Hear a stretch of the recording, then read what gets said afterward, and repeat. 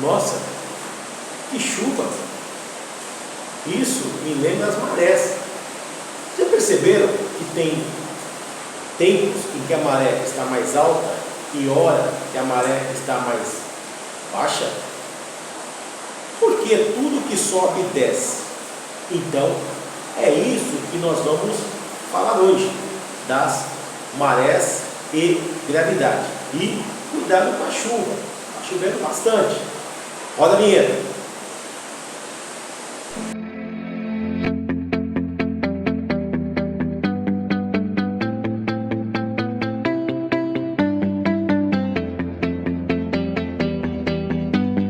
Então vamos começar a atividade 7 aí, a Lua e as marés. Você já ouviu falar da modalidade olímpica chamada arremesso de martelo? Nela, a pessoa que está competindo gira diversas vezes uma esfera de ferro presa a um fio, até que solta e o martelo é arremessado. Ganha a prova que arremessar mais longe. Uma ideia semelhante com o que ocorre nessa prova pode ser usada para explicar o que acontece entre a Terra e a Lua e que causa o fenômeno das marés.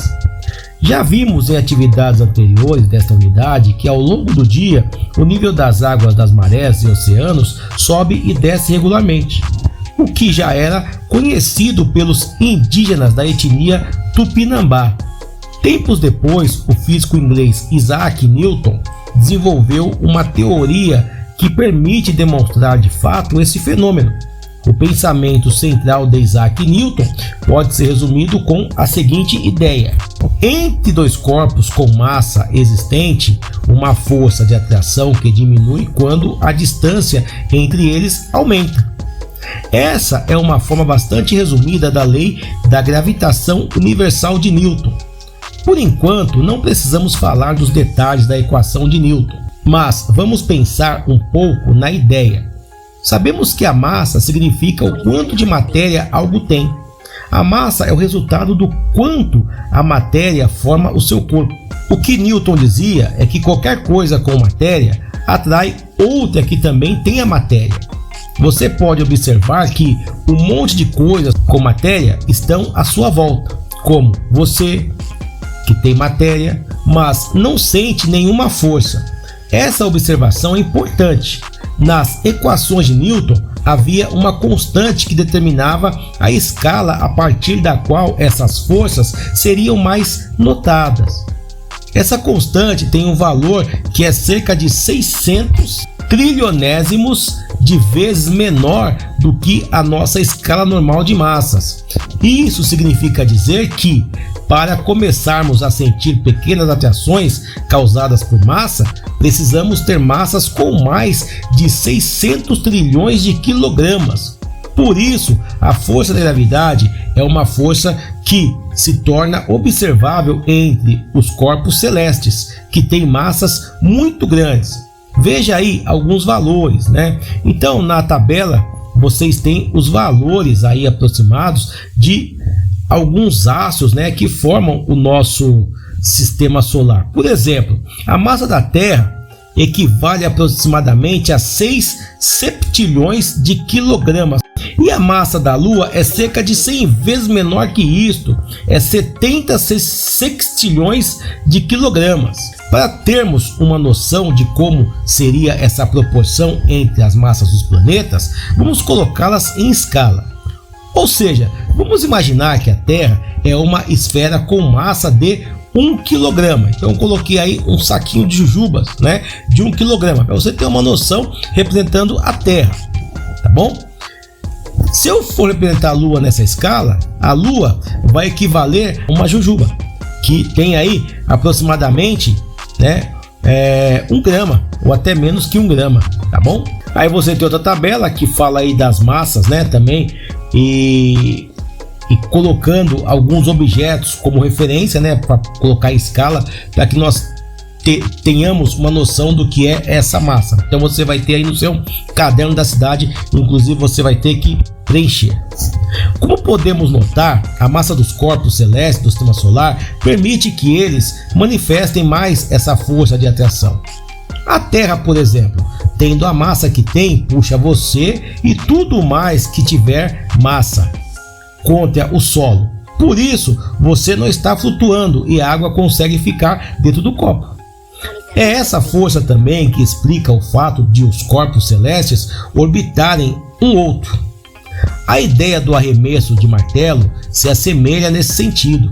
Quando você reproduz esse tipo de experiência, sente a força que a esfera faz te puxando. E como se trata de uma corda, você também faz uma força que a mantém a esfera ali. No caso da força da gravidade, essa força funciona à distância. Assim como a Lua orbita a Terra, existe uma forma de atração entre a Terra e a Lua, e entre a Lua e a Terra. E como a Terra orbita o Sol, existe uma força entre a Terra e o Sol, e entre o Sol e a Terra. Mas entre o Sol, a Terra e a Lua, a Terra é a única que possui uma superfície coberta por água. Os oceanos cobrem mais de 70% da superfície da Terra e podem chegar a profundidades superiores a 5 km. E como você bem sabe, a água tem propriedade de se conformar ao meio, ou seja, ela se sujeita à força. Assim, a Lua e o Sol exercem uma força de atração na Terra e na água em volta dela, e essa água se deforma pela força desses corpos. Esse movimento de deformação chamamos de maré. Então vejamos o esquema da maré aí. No esquema, a parte branca representa a deformação da água, que é a maré, causada pela força gravitacional da Lua, maré lunar. E a parte cinza representa a maré causada pela força gravitacional do Sol, maré solar. Dependendo da fase da Lua, note que a composição dessas duas forças pode resultar em diferentes tipos de marés. Nas luas novas e cheias, o alinhamento entre o Sol, Terra e Lua é tal que as marés são altas. Essas são as marés vivas. Já nas luas crescentes e minguante, a Lua puxa para um lado e o Sol puxa para a lateral, o que resulta em uma maré menor. É o que chamamos de maré morta. As marés são absolutamente importantes para o comportamento dos animais no oceano. Qualquer pessoa que pretenda pescar precisa estar muito atenta a todos esses movimentos das marés, da Lua, do Sol, e há muitas outras variáveis como vento, pressão atmosférica, temperatura e estação do ano. Isso pode determinar a boa pesca hoje ou no ano 1500, quando os tupinambás também previam esses movimentos.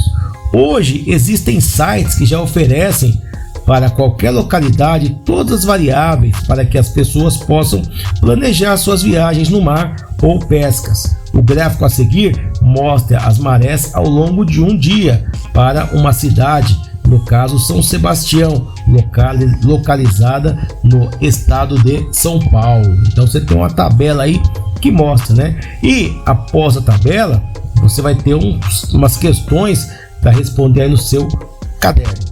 Beleza, pessoal? Então, essa foi a nossa aula de hoje. Espero que vocês tenham aprendido e até a próxima.